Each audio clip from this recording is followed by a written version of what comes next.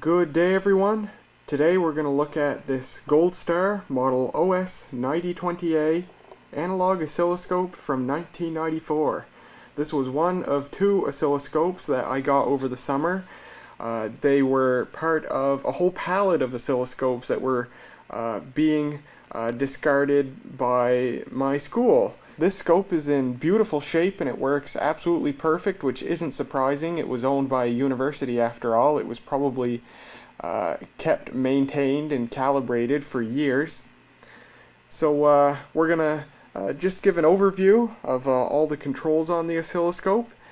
We will also open it up and take a look inside it, and I will demonstrate it using an oscilloscope probe, measuring some arbitrary voltages. Starting here, we have our CRT display with the grid, or graticule as its proper name is.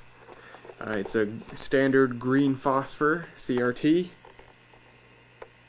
And the nameplate there, this is a 20 megahertz dual channel oscilloscope. And this is a pretty low-end scope. This pretty much has the bare minimum feature set you'd find on any proper laboratory quality oscilloscope.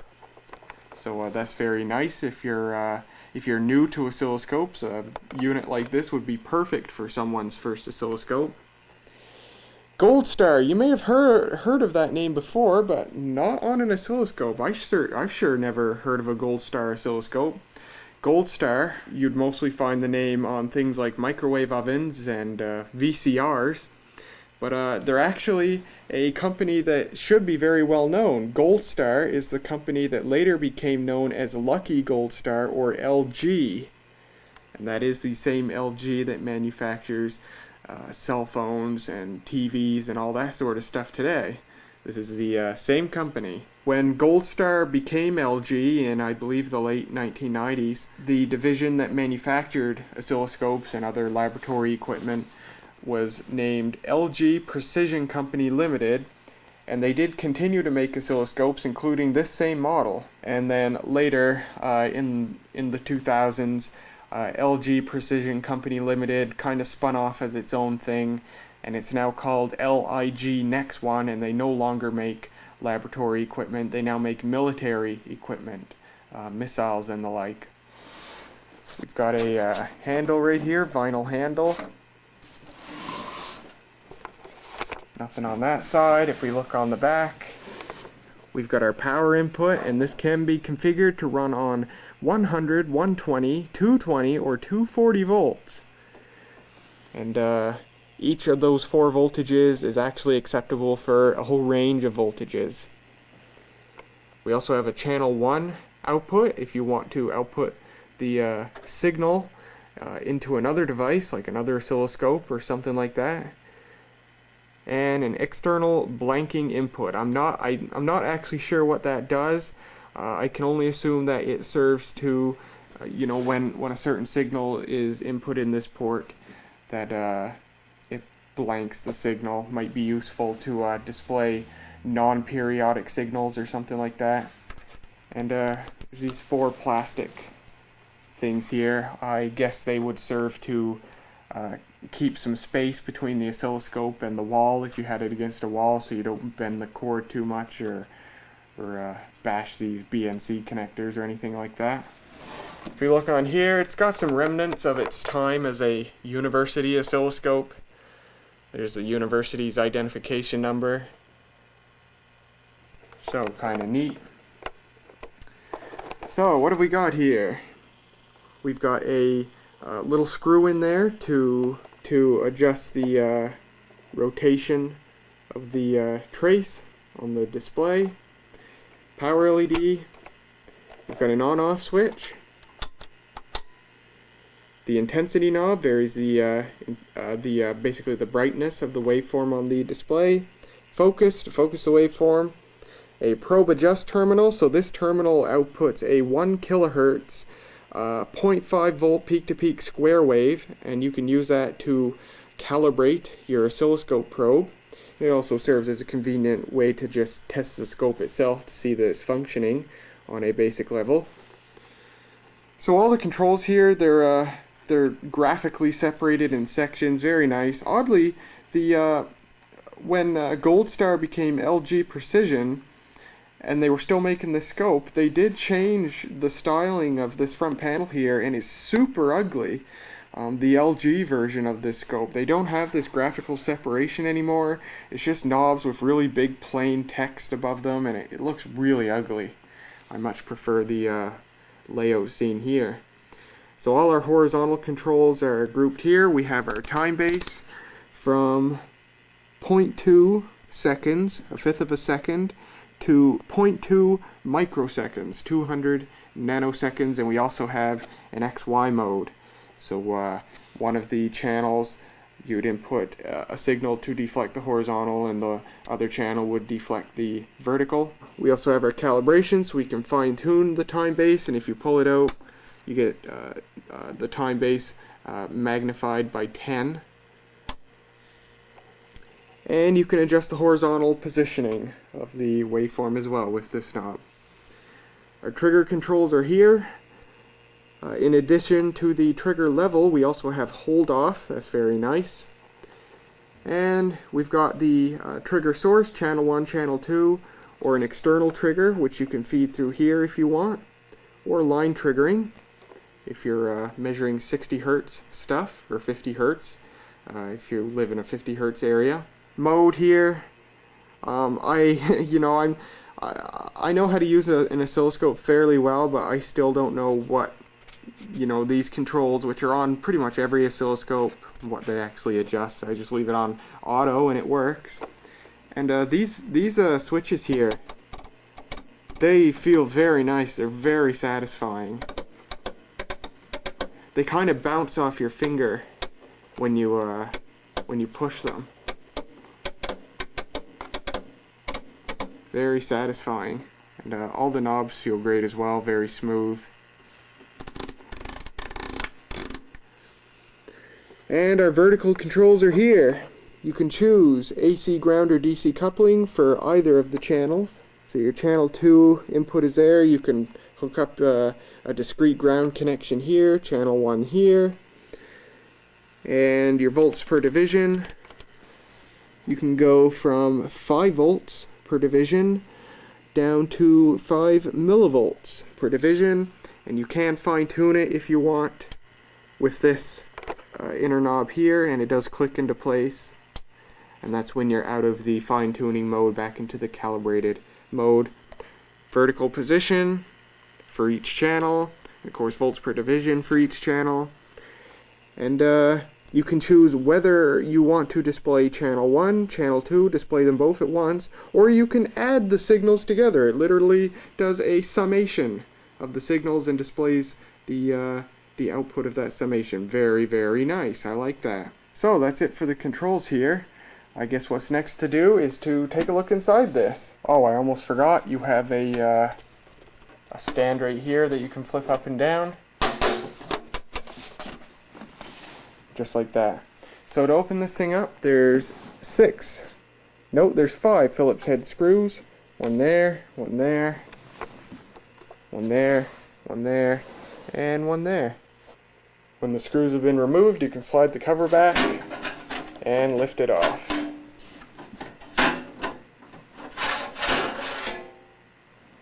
And there you go. So here's what it looks like, and the most obvious thing you see at first here is the CRT tube. The tube is made by Orion, and there's the part numbers on it. Orion Electric Company Limited, Korea. I don't think I ever showed the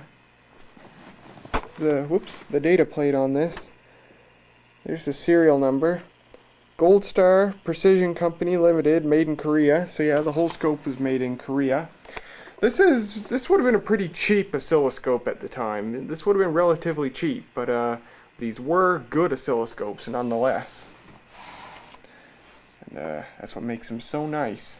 These are rather underappreciated oscilloscopes. Whenever someone, is in the market for an analog oscilloscope, they usually look at the stereotypical manufacturers.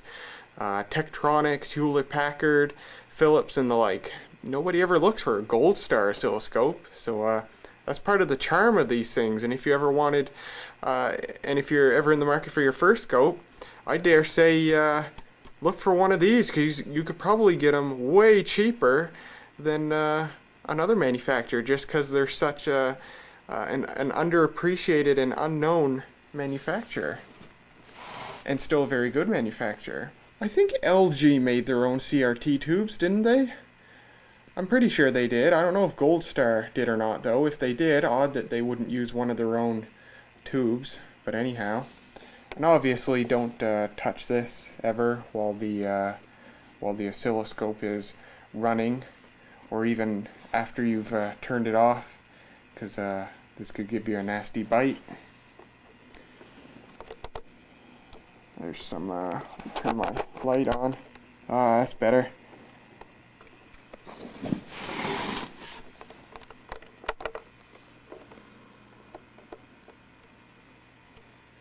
So there's that. And as far as analog oscilloscopes though, which, you know, generally have a ton of electronic componentry in them, but as far as analog scopes go, this thing's pretty sparse in terms of componentry. There's not a whole heck of a lot here, relatively speaking. There's a lot of integrated circuits, and yeah, you know, it's that's what you'd expect since this thing was made in the mid-90s, so a lot cleaner and fewer components than like a 70s or 80s oscilloscope, and that makes these really nice because it makes them very reliable. Less components means less components that could fail. Notice how clean this thing is inside. It might or might not have been you know, regularly cleaned in its life, or maybe it was just kept in a really clean environment. But all the capacitors look great. They're all shiny and new looking, and none of them are bulged. And if we look at these integrated circuits, these are Goldstar integrated circuits, so you know, a piece of lab equipment like this, manufacturers never tended to outsource any components. They did the whole thing themselves. These are Goldstar chips, and I do see date codes. That's how I dated this thing: the 35th week of 1993, 5th week of 1994, 4th week of 1994. If you can read that part number there. Oh, I just noticed that these are 7400 series TTL chips. I didn't expect that for some reason. Yeah, that's a 74 LS10. How about that?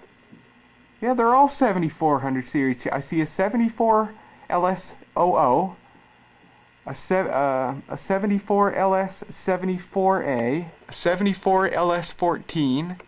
Oh, there's a chip up here. 74 LS02. How about that? Some TTL chips. Not even CMOS. TTL. Very surprising, because by the mid-90s, the 4000 series chips, which were CMOS, not TTL, they were the standard for a long time. Yet they went with TTL on this scope. Very interesting. Perhaps TTL chips were still cheaper than CMOS chips in the 90s, or maybe it was just easier to design this thing with TTL chips than CMOS. TTL was more familiar. That's really cool. I've had this thing open before and I saw those chips, but I just never realized they were 7400 series TTL chips. Very cool. Alright, so I took note of all the 7400 series chips that I could find in this, and I'm looking at a table on the internet here so I can tell you what they are. So the 7400 contains 4 2-input NAND gates. The 7402 contains 4 2-input NOR gates. The 7410 contains 3 3-input NAND gates. The 7414 is a hex-Schmidt trigger inverter. I do not know what that is. The 7474 contains 2 positive edge triggered D flip-flops with preset and clear, and the 74122 is a retriggerable monostable multi-vibrator with clear. I do not know what that is either, but I know what the rest of them are. Oh, and it just occurred to me, I do know why they used 7400 series chips instead of the more modern 4000 series chips. The 7400 series chips can be run faster. They can be run at higher clock speeds. And that would definitely be important in something like an oscilloscope. So that's why they've done that. Pretty neat. So yeah, that's all this thing consists of. Circuit board up there, circuit board down there. An older oscilloscope from the 70s or 80s would be just covered in circuit board. And yeah, this thing's a lot nicer, and I bet it'd be a lot nicer to service too. There's another 7474 down there. These are 74 LS series chips. LS means they are the low power version, but the 4000 series were lower power still. But of course they had to be run at slower speeds. There's some chips from Samsung on this thing. It's a Samsung KA4558. Let's see what that is. Okay, the Samsung KA4558 is an op-amp, an operational amplifier. The chip contains 2 of them. So there you go. There's 2 chips on this board. One is date code 48th week of 1993. The other is coded 5th week of 1994. If we look at the transformer here, this it forms part of the low voltage power supply, because oscilloscopes require a wide range of voltages to do everything they need to do. Date code on the transformer, you can see several taps there, many wires. February 2nd, 1994. So there you go. And there's another board down there. And yeah, lots of fun stuff happening. If you look right here, I'll probably have to set manual focus. Yeah, you can.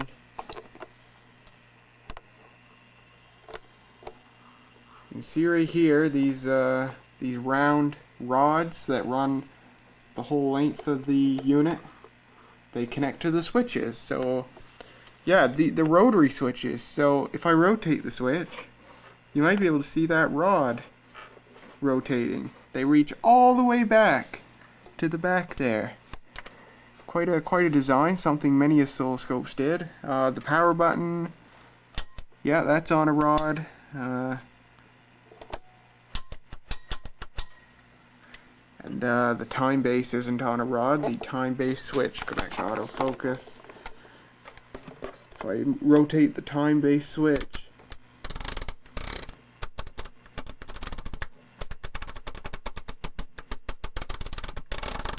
very nice.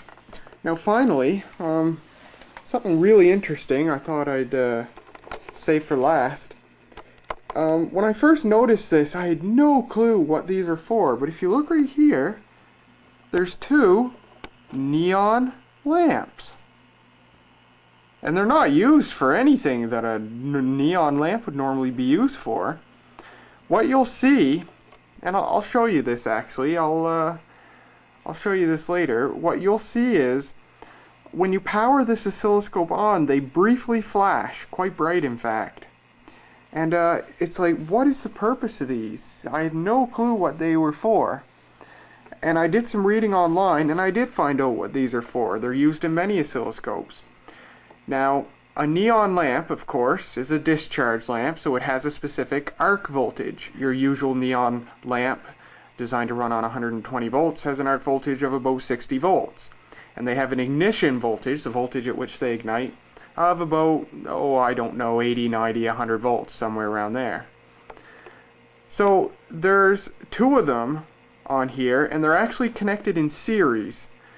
You're talking a total arc voltage of about 120 volts and an ignition voltage of, I don't know, maybe 160, 180, 200 volts, somewhere around there. So these neon lamps, wired in series, are connected to a particular part of the CRT circuitry. And their purpose is, if the voltage across that particular part of the CRT circuitry becomes too high, as it might in some sort of fault condition, they will ignite. And as soon as they ignite, they bring the voltage down to their arc voltage, and when that happens, they extinguish. Simple as that. Really kind of thinking outside the box using them for something like that. That's quite novel. but a lot of oscilloscopes used it. So when you turn the oscilloscope on, the transient condition of the inrush current or whatever temporarily causes that fault condition. The voltage across whatever component these neon lamps are supposed to protect gets too high, and they ignite for just a moment, and it brings the voltage down to where it should be. Very, very nice. I wonder if I should... I've actually never powered this thing on open before. It makes me only slightly nervous because I gotta put it back together afterwards. And if I try to put this back together and I touch the wrong thing, I could get a nasty bite from the CRT. I don't know. I'll see what I can do. Alright, so I've got the oscilloscope plugged in, and for the love of God, do not try this at home. There's super high voltages in this thing, couple thousand volts. Oh, it's hard to actually get a good camera aim at those neon lamps. There. I will turn the unit on. And I don't think that picked up on camera. Oh, when you turn the oscilloscope off, they flicker a little bit. Let's do that again. Wait. There's other neon bulbs in here.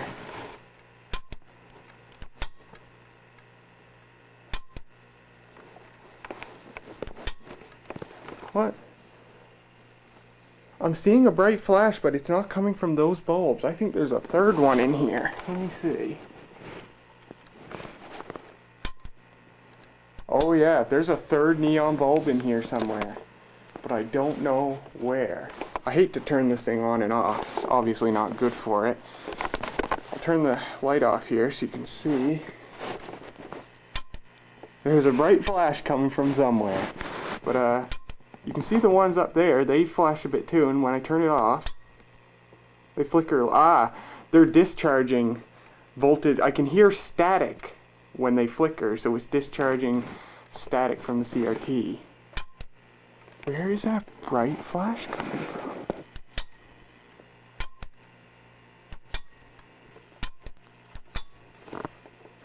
Ah, found it. It is tucked in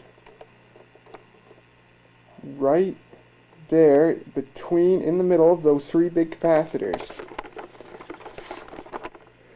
So let me see if I can get you a good look at it. There it is. That one's flashing really bright when I turn it on. And when the oscilloscope's put together, you can still see it through the vent holes. Right there.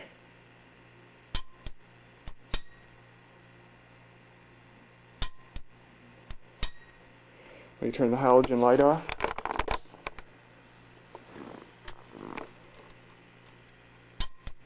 It's quite bright. Yeah, so in that instant that neon lamp ignites, it's extremely bright. I don't think there's any current limiting there.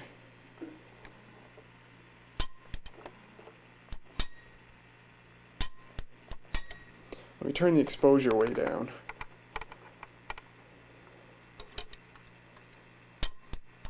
It's still pretty bright on camera.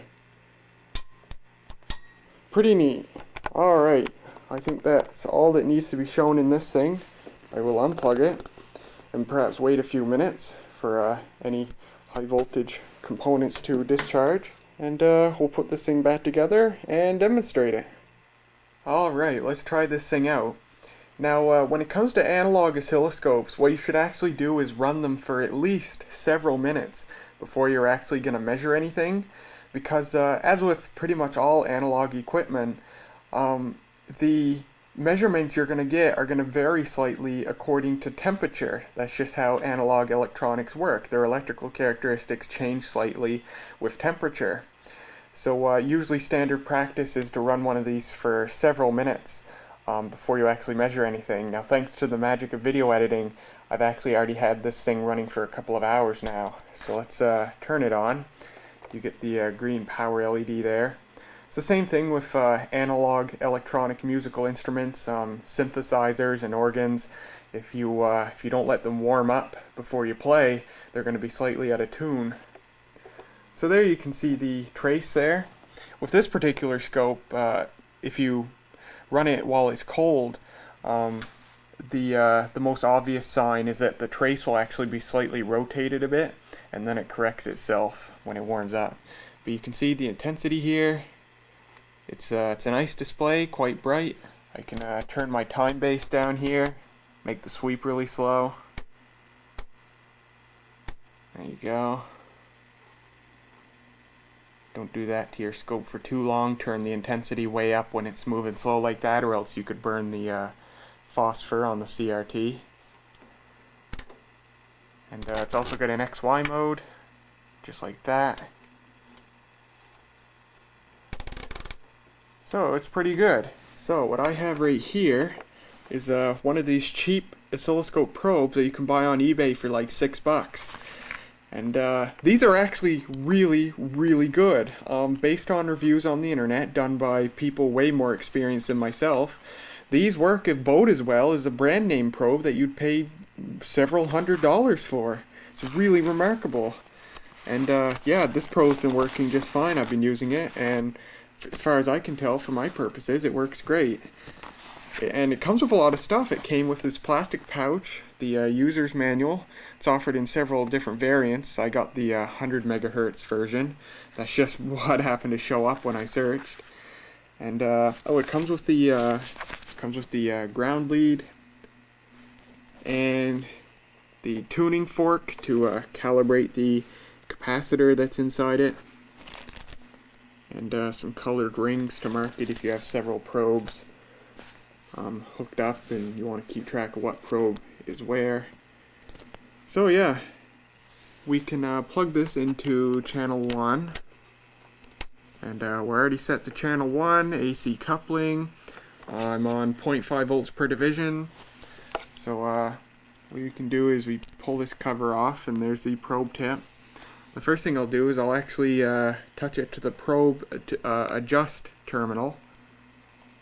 And there you see, do that, and gonna slow the time base down. Oh, it's actually not triggered.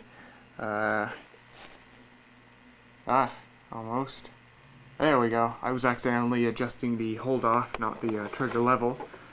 Yeah, and there's our square wave. That is a 1 kilohertz, 0.5 volt, peak-to-peak square wave. So if we're on 0.1 volt per division now, and we go 0.1, 0.2, 0.25, 0.35, 0.45, yeah, 0.5, right on the money.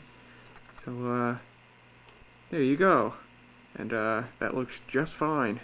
Cool. So there's the probe test. Next thing that we can measure, how about a battery? We can measure the voltage of a battery. I need the ground lead for this. So just stick the ground lead on there. This is actually a two-handed job, but you touch the ground lead to the one pole of the battery, and then the probe tip to the other pole. And you can see my finger there's making some, that's an interesting noise. Anyway, I'll have to set the camera down. I'll put it back to 0.5 peak to peak. There you can see the, actually I'll put the scope down. There, perfect. Touch the ground lead and probe. Oh, we need DC coupling, not AC coupling. There, touching the battery now. So we're on 0.5 volts per division, looks like 0.5, 1, not quite 1.5, maybe 1.3 or 1.4. So there you go. And actually what I can do is, we can adjust the vertical position. I'll put it down to the bottom line of the grid there. And I can turn our vertical sensitivity up a bit. I'll turn it up to 0.2 volts per division. And there we go. Looks like 2, 4, 6, 8, 1, 1.2, about 1.35 volts. So there you go. There's measuring a battery voltage with an oscilloscope. Now, next thing I can do is let's put it back in the center here. trace has gone off rotation for some reason. Maybe it's because I put the scope back over on the desk for a while, and I moved it back here. Maybe that put it out of adjustment. I'll readjust it right now. Supposed to use a Phillips head screwdriver. I don't have one of those, but I have something that'll work. So there you can see I can adjust the rotation, and there, that looks good. Perfect. Now something else that's fun that you can do is CFLs, like this one here, emit radio interference. And what you can do is a probe, I don't know if name brand probes do this, but these cheap ones do. These probes can actually pick up that interference. So if I just hold the probe near the CFL, you can see it show up on the display there. So what I will do is I'll set you up looking at the display. There we go. If I hold it right up to the CFL, and CFLs of course run at a high frequency, so I've got to turn the time base up a bit, and look at that. You can see, let me set the trigger to a bit more manageable value. You can see the waveform being produced by the CFL, the output waveform to the fluorescent lamp. So what we can do is, if I measure the period of that waveform, we can see what frequency that CFL is running at. So obviously it's a very noisy display, but we'll do our best here. So I am on 5 microseconds per division. So let me actually shift the waveform sideways a bit, get it right on the vertical axis there. And now we can go 5, 10, 15, 20. That's about 25 microseconds. So the frequency is 1 over the period. So 1 over 25 microseconds. 25 times 10 to the negative 6. Do 1 over that. And we get 40 kilohertz. So there you go. That CFL is running at 40 kilohertz. So that's pretty neat. Now, something really cool I want to show you is the addition function, the mode that adds the two signals together. So what I've got here, I've got the test probe output going into channel 1 using a twist tie because that's all I got. But there it is. And I've got the probe connected to channel 2 and I'm on the addition mode. So what I can do is, for example, I can take this approximately 1.5 volt battery, and I've got channel 2 set to 1 volt per division. So when I connect the battery up, it'll add the voltage of the battery to the voltage of the test probe terminal. So the battery's set to 1 volt per division, about 1.5 volts. So when I connect the battery, it should shift this waveform upwards by approximately 1.5 divisions, because it's adding that to the signal on channel 1. And there you can see it does. Adding about 1.5 divisions. If I change the battery to 0.5 volts per division, it should shift by about 3 divisions.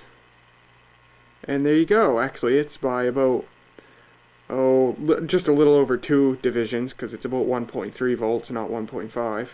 But you can see it works. And if I connect the battery upside down, reverse polarity, it adds the negative voltage. So it's going to subtract it, and it shifts it downwards. Isn't that cool? And what I can do is, of course, I can add any signal. So if I take this waveform and I take the probe and hold it up to the CFL like I've been doing, it's going to add that crazy CFL noise to the waveform. And see how that works. Isn't that interesting? Now I'm triggering off of channel 1, that's the square wave. If I trigger off channel 2, see right now I'm on dual mode, so it's displaying the channels separately. Here's the signal from the CFL, here's the signal from the square wave, and it looks like 2 horizontal lines because A, I'm running at a very fast scan rate a lot faster than the actual waveform, and 2, it's not triggering off it, so it's not going to display correctly anyway. But we go add, and there you can see it literally adds them together. Now it looks like there's 2 waveforms coming off the CFL. How cool is that? So there's just the square wave, there's the CFL, there's both of them together, and there they are added together. Isn't that neat? Well, there you go, guys. That's about all there is to show of the Goldstar OS-9020A 20 MHz dual channel analog oscilloscope from 1994. What a nice piece of lab equipment. It really is. This is a really nice oscilloscope. And I'm glad I saved it. It's built well, it works really well, it's got all the features you would expect in a basic oscilloscope. And yeah, it's just really nice. So I hope you guys enjoyed this tour of it and the tour inside. And yeah, I'd say this would be a great candidate for someone's first oscilloscope, because when I look on eBay, well, last time I looked on eBay, there were a handful of these, but they just don't sell because nobody looks for a Goldstar oscilloscope. They look for big brands like Tektronix or Hewlett-Packard. So that probably drives the price of these way down, even though they're still just as fine an oscilloscope. So yeah, you could probably get one of these quite cheap if you looked hard enough. So yeah, really great scope. I really like it.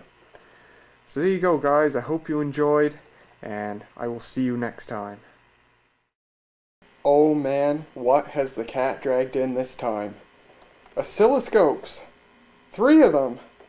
I was passing by the tech shop at school, and they had a whole pallet of old oscilloscopes. There we go. And it got it that time. I think I missed the rubber. Oh, good God, it's taking in all the pages at once. Oh, this is a travesty.